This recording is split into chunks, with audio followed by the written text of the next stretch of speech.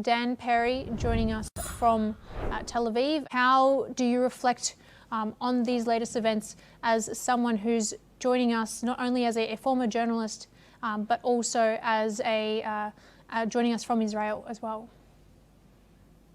I think it's horrible that violence continues in Gaza, and doubtless innocents are being killed. And it reflects the fundamental dissonance in that Trump was able to convince Netanyahu to end the war, basically to force him to end the war to a degree, in exchange for a 20-point plan that included the disarming of Hamas. And Trump claimed Hamas had agreed, but I never heard Hamas agree, and I think neither did you.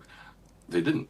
And so we're stuck in this interregnum or stasis where Hamas remains empowering Gaza and the part of Gaza they control, which is less than half, but it's the inner core. It's where almost all the people live. Vast displacement in this area, which was largely destroyed during the war. So you have something approaching 2 million people who are in one form or another refugees, and aid won't go in because no one's going to send in significant aid beyond humanitarian assistance as long as Hamas is there. There is a line between the Israeli area and the Hamas area, and it is unstable, and there's shooting whenever someone approaches. I very much doubt that Israel targets journalists because they're journalists, but what Israel clearly also doesn't do is give journalists a special pass if it has suspicions or if they're in the wrong place and so forth. It also believes that people in these areas falsely identifies journalists. Now, this was not the case with the Al Jazeera journalists, but people who are wearing press vests, the Israeli military and government doesn't always believe are really media. And of course, given the realities of what is now media, you can argue that it's just very fluid and anyone can be a journalist. So is there overlap between people who really pose a danger and people wearing vests that say they're press? Maybe. I can't rule it out. Again, this is not the case here because an Al Jazeera journalist is, generally speaking, a well-known member of the media in good standing, and it's just a tragedy. Probably. Now, what to do about this is the very open question. Should the war resume because of it? The main victims of it are the poor people of Gaza who can neither leave nor see their homes rebuilt because Hamas remains in power. And Hamas is a despotic and oppressive police state. That's the power in Gaza, so it's not fun for anyone. And I would like to see a more aggressive stance towards a breaking up this equation. Clearly, there needs to be more sustained and determined and financially backed action to install the new government in Gaza, which the Trump plan calls for, which is in effect an extension of the Palestinian Authority with reforms and with a different mandate than the one in the West Bank. But that's kind of what it is. Israel needs to get out of the way, and the Americans need to get serious about this with their so-called board of peace, which always risked being a joke, but right now risks being a very bad joke. These latest developments in Gaza continue despite this ceasefire that was in place that we just talked about. But of course, these developments do also affect the broader region itself. Of course, it is a very geographically small area, but all very interconnected.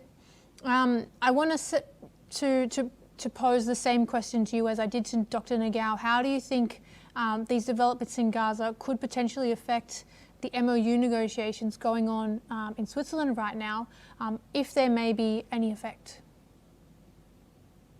I mean, you have interlocking hearts and some unpredictable consequences always. But I think the likely effect is minor and maybe nothing.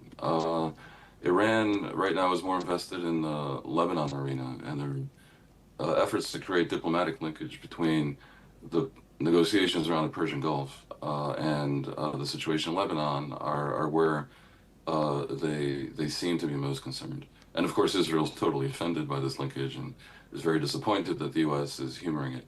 I haven't heard Iran make a big emphasis about the situation in Gaza, although of course they also see themselves as protectors and patrons of Hamas, quite catastrophically for the Palestinians.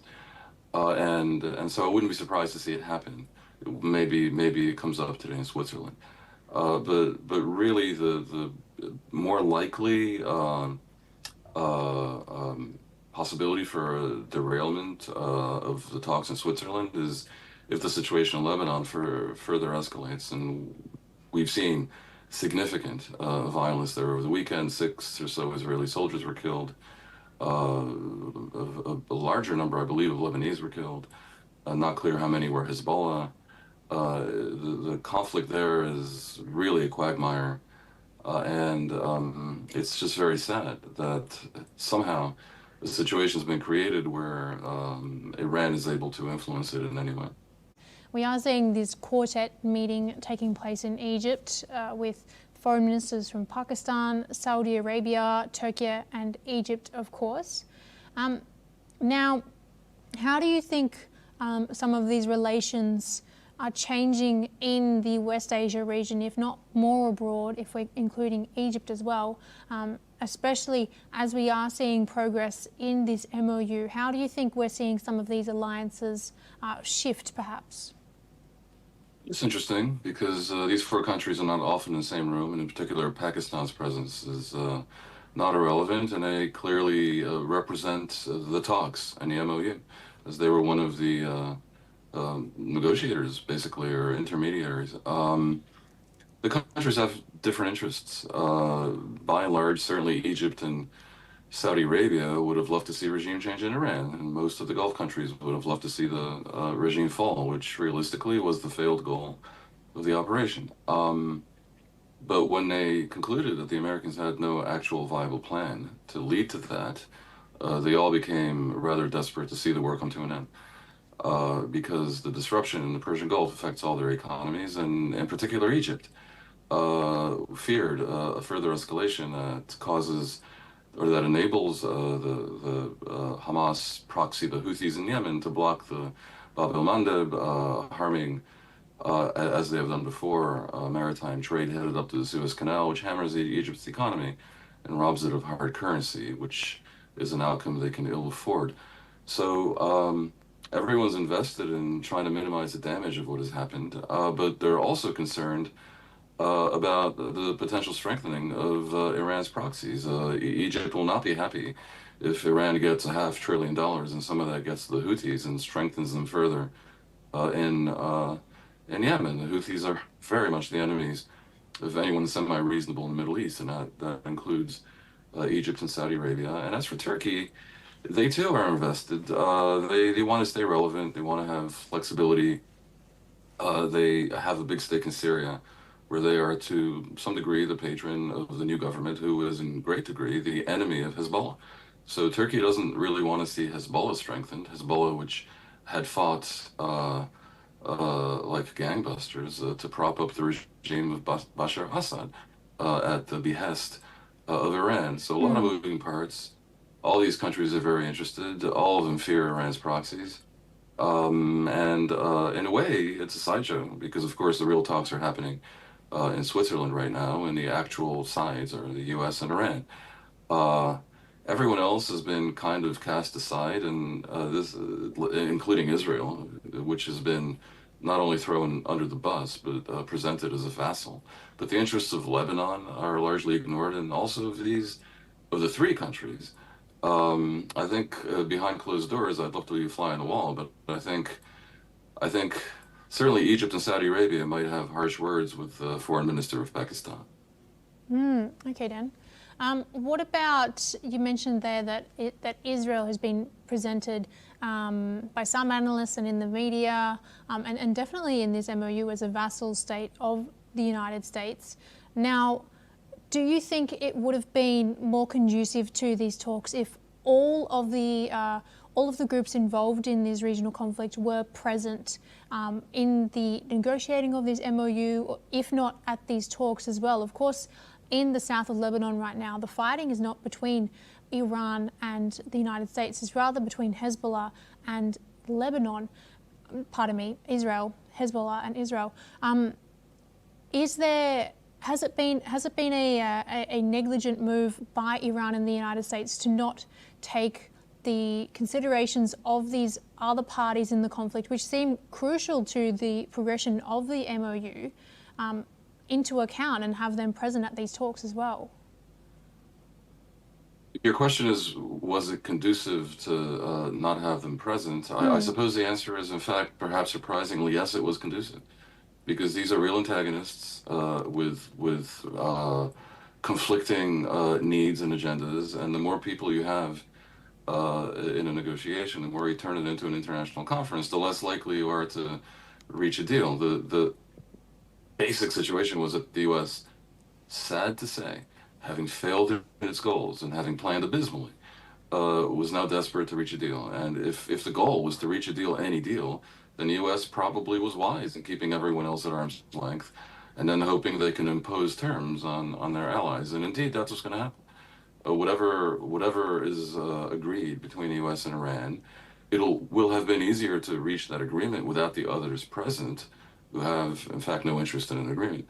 And the U.S. will then have to impose it. Can the U.S. impose terms on Israel? I suppose so. Is that good for the world and good for Israel? Well, maybe and definitely not. Uh, Israel's stake in Lebanon, its concerns in Lebanon are very valid and hugely significant for peace in the region. And to have Hezbollah emerged strengthened at precisely a time when the Lebanese government finally is at least, in terms of declarations, interested in having Hezbollah disarm and regaining the monopoly over power in its country, in its territory, and essentially establishing its sovereignty, precisely at such a time, to weaken Lebanon by strengthening Hezbollah is very sad. And so the deal is one thing, and what's good for the world in the region is another thing. But America clearly calculated that the most important thing was to reopen the Strait of Hormuz, and this path that they chose to do it reflects the weakness of America's diplomatic position in the world. Because imagine an alternate reality where the Americans had not been threatening to invade Denmark and had not been belittling and offending their European allies for the past a year plus, and had not been projecting indifference toward, if not hostility, about NATO, and had not been supporting Putin over Zelensky. Imagine a world where America was still the leader of the democratic free world. In such an alternative reality, it might have been able to present a united front to Iran that would have resulted in a different outcome. But Iran instead saw a fragmented landscape, with America increasingly desperate, having done no prep work to explain to the world that 3, 4 months of economic pain are going to be necessary. And as a result, Iran, while thrashed militarily, found itself having tremendous asymmetric leverage, and as a result, I think it wins strategically in the war. And when I say Iran won strategically in the war, I mean Iran's regime. And I'm not celebrating this. This is a catastrophic outcome, primarily, first and foremost, for the people of Iran. Indeed.